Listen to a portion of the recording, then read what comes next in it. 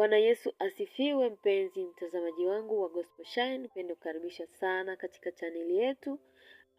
Na kama bado hujasubscribe basi usisahau kusubscribe.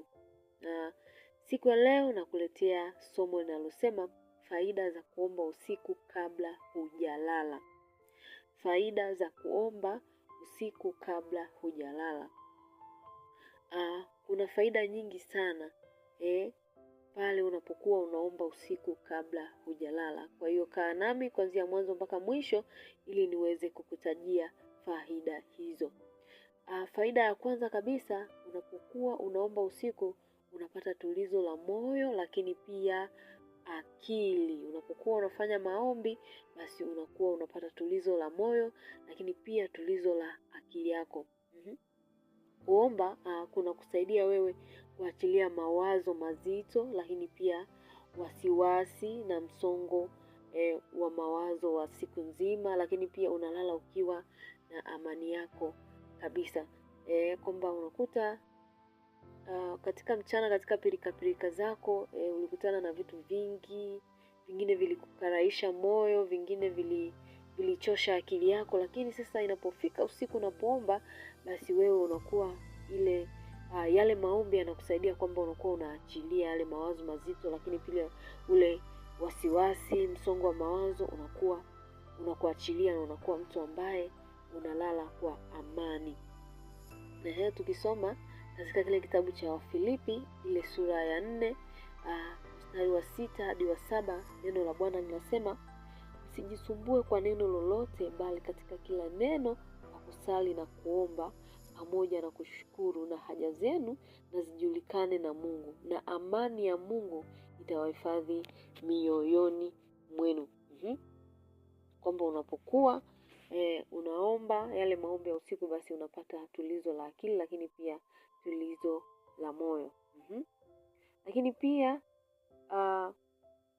jambo lingine ambalo ni jambo la pili, unapokuwa unaomba yale maombi ya usiku, unakuwa unamshukuru Mungu kwa siku aliyokupa. Kwamba umekuwa ni mtu ambaye umepewa siku nzuri na Mungu. Ni wakati wa kusema sasa shukrani zako mbele za Mungu. Unamshukuru Mungu kwa neema, unamshukuru Mungu kwa ulinzi, lakini pia baraka ulizozipata kwa siku hiyo. Unajua kuimaliza siku si jambo la mchezo. Kuna watu wanaenda lakini hawawezi kurudi majumbani kwao, wanakuta wana changamoto mbalimbali, lakini wewe unaenda kazini, unarudi ukiwa mzima kabisa, unakula uko kazini au katika mihangaiko yako, umepata riziki, umepata baraka, umepata neema. Kwa unakuwa unamshukuru Mungu. Tukisoma andiko letu katika ile Zaburi ya 107 na ule mstari wa kwanza, neno linasema, mshukuruni Bwana kwa kuwa ni mwema, fadhili zake ni za milele. Kwa hiyo tunapokuwa tunaomba usiku tunapata nafasi ya kumshukuru Mungu wetu kwa siku nzuri ambayo ametupa. Lakini pia hoja nyingine ni hoja ya 3, yani faida ya kuomba usiku kabla hujalala, kwamba unamkabidhi Mungu kesho yako. Kwamba umeimaliza siku ya leo salama, lakini pia unamkabidhi Mungu siku ya kesho. Kwamba unakuwa unaomba usiku unakusaidia wewe kuanza siku inayofuata ukiwa na mwanga, lakini pia tumaini na nguvu mpya. Kwamba umeshamkabidhi Mungu siku yako hii ya leo, na unamkabidhi siku yako ya kesho, kwamba Mungu akapate kuwa na. Kwa hiyo ni muhimu sana kuomba maombi ya usiku kwa kuwa unakuwa unamkabidhi Mungu siku yako.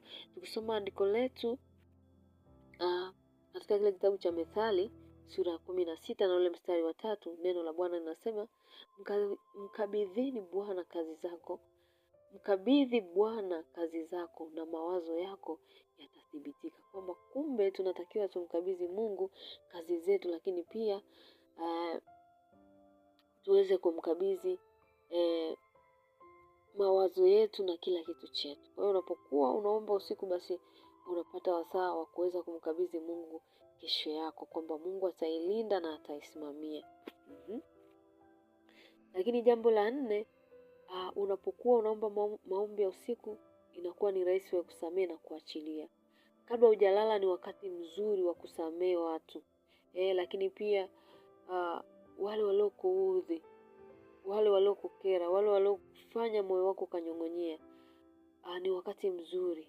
Kwa yale maombi ya usiku yanakusaidia wewe, unapata wasaa wa kuwasamehe wale watu ambao walikukosea.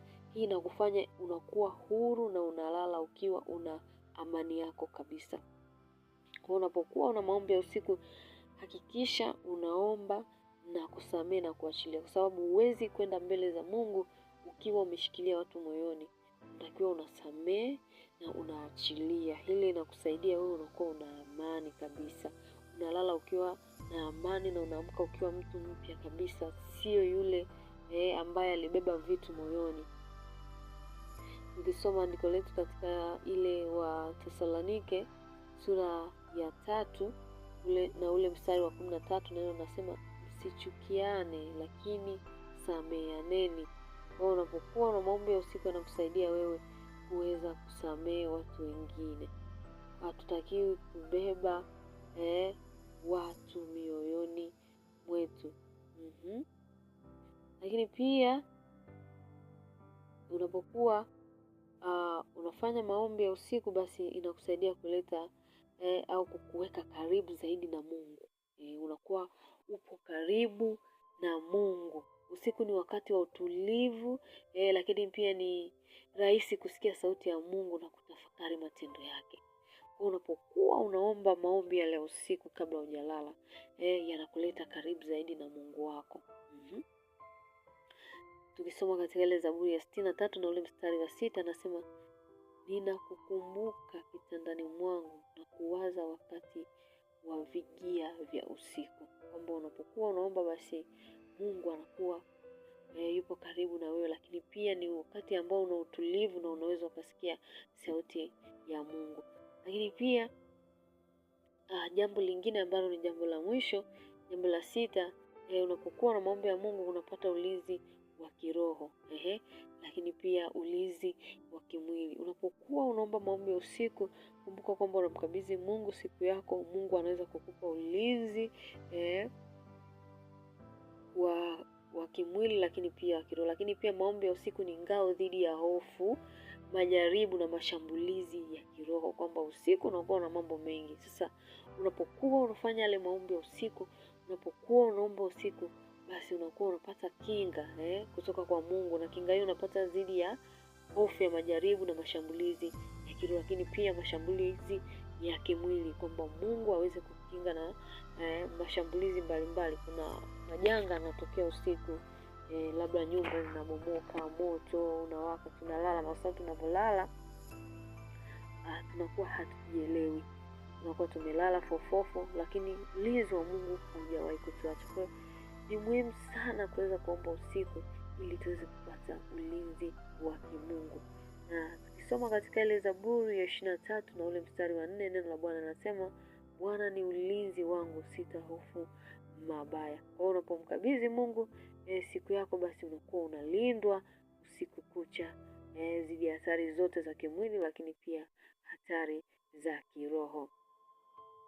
Basi mpenzi mtazamaji wangu, haya ndiyo mambo 6 ambayo tunasema ni faida za kuomba usiku. Unapoomba usiku, basi unapata faida hizo, kwamba kuomba usiku kabla hujalala ni kinga ya uponyaji, utulivu, unamshukuru Mungu, lakini pia inakuweka ukaribu na Mungu wako. Lakini pia ni mazoea yanayokuandaa kulala kwa amani na kuamka kwa nguvu mpya, kwamba unakuwa unaamka mtu ukiwa na amani, unaamka ukiwa na nguvu, kwa sababu Mungu amekulinda usiku kucha.